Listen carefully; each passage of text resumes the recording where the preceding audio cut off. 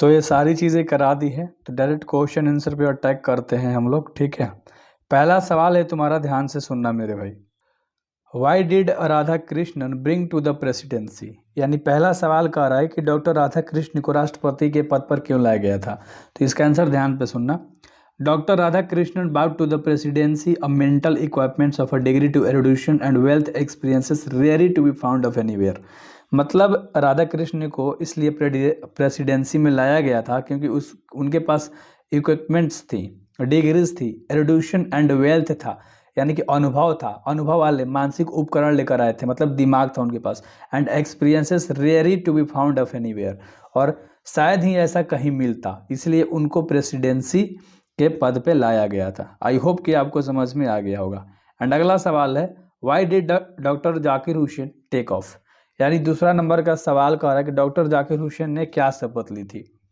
Doctor Zakir Hussain take the oath of loyalty to the constitution of India, यानी doctor Zakir Hussain ने भारत के संविधान के निष्ठा की शपथ ली थी।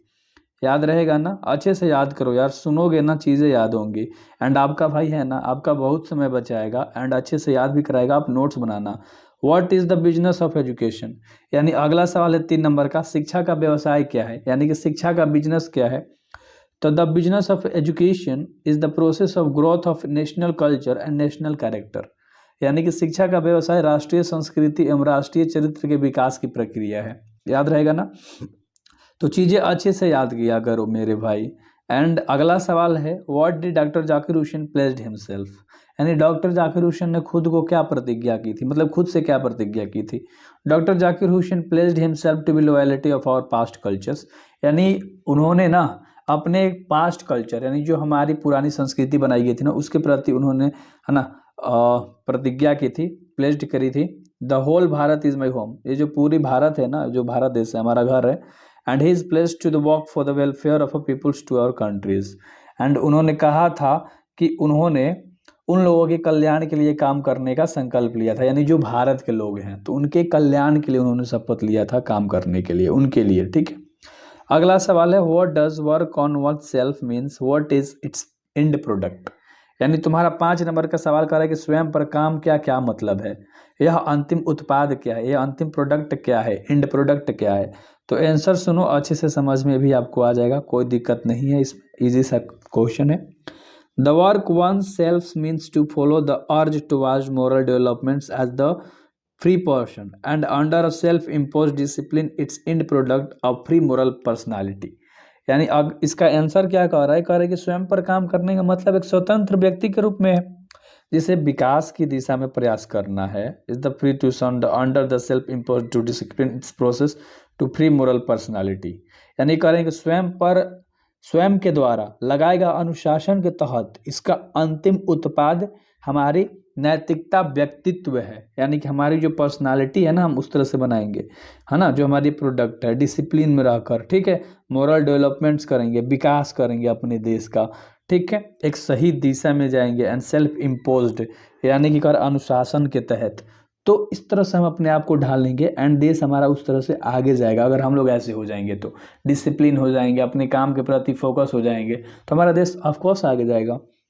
What shall we dedicated ourselves to, यानी 6 नंबर का सवाल कह रहा है मेरे भाई कि हमें स्वयं को किसके प्रति समर्पित करना चाहिए। We shall dedicate ourselves, हमें खुद के प्रति खुद को समर्पित करना चाहिए, खुद के काम के प्रति समर्पित करना चाहिए। And plans of strong nation, जिससे हमारा राष्ट्र मजबूत होगा। According to the Mahatma Gandhi के अनुसार power should be used only for moral purpose, यानी शक्ति का इस्तेमाल सिर्फ अच्छी उद्देश्यों के लिए किया जाना चाहिए, नैतिक उद्देश्यों के लिए किया जाना चाहिए, अपने देश के हित में किया जाना चाहिए। तो अच्छे से आपको समझ में आ रहा होगा, उम्मीद करता हूँ, ठीक ना। When was doctor Zakir Hussain born, यानी डॉक्टर जाकिर हुसैन का जन्म कब हुआ था, तो 8 फरवरी 1897 में, याद हो गया होगा आपको। How long did doctor Zakir Hussain lived, यानी डॉक्टर जाकिर हुसैन कब से कब तक जिंदा रहे थे, तो 1897 में जन्म हुआ था, 1969 में मर गए थे, तो ये बीच का यही है, तो दे रखा है। एंड अगला सवाल है तुम्हारा 9 नंबर का, on what occasion did doctor Zakir Hussain deliver his speech, यानी कि डॉक्टर जाकिर हुसैन अपना भाषण किस अवसर पर दिया है। Doctor Zakir Hussain delivered that speech in 1967, 1967 में उन्होंने भाषण दिया था after taking the oath of president of India, जब वो भारत के राष्ट्रपति के पद के लिए ग्रहण कर रहे थे, यानी शपथ ले रहे थे, तब उन्होंने स्पीच दिया था।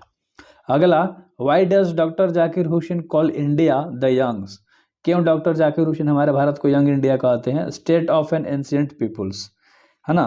तो अच्छे से यार देखो, चीज़ें जब समझने लगते हो ना तो पढ़ने में मज़ा आता है, ठीक है। तो प्राचीन लोगों का युवा राज्य क्यों कहा गया था, तो एक क्वेश्चन का आंसर बताते हैं। क्वेश्चन समझा ना आपने कि डॉक्टर जाकिर हुसैन भारत को प्राचीन लोगों का युवा राज्य कहते थे, यानी क्यों कहते थे, ये सवाल है। तो doctor Zakir Hussain called India's the young state of an ancient peoples it's because the past is not dead and statics live and dynamic, यानी कि ये कह रहे हैं कि डॉक्टर जाकिर हुसैन भारत को प्राचीन लोगों के युवा राज्य कहते हैं। ऐसा इसलिए क्योंकि वो हमारा अस्तित्व है, अतीत जड़ एवं स्थिर नहीं है।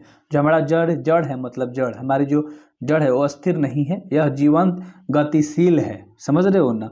Our ancient culture is alive and we make our futures on the basis of our ancient people's blessings, यानी कि हमारी प्राचीन संस्कृति जीवंत है, यानी कि जीवित है, और हम अपना भविष्य बना सकते हैं हमारे प्राचीन लोगों के आशीर्वाद के आधार पर। तो आई होप कि आपको अच्छे से समझ में आ गया होगा। सारे क्वेश्चन आंसर मैंने करा दिए, तो आपको सब्सक्राइब करना बनता है। So best of luck.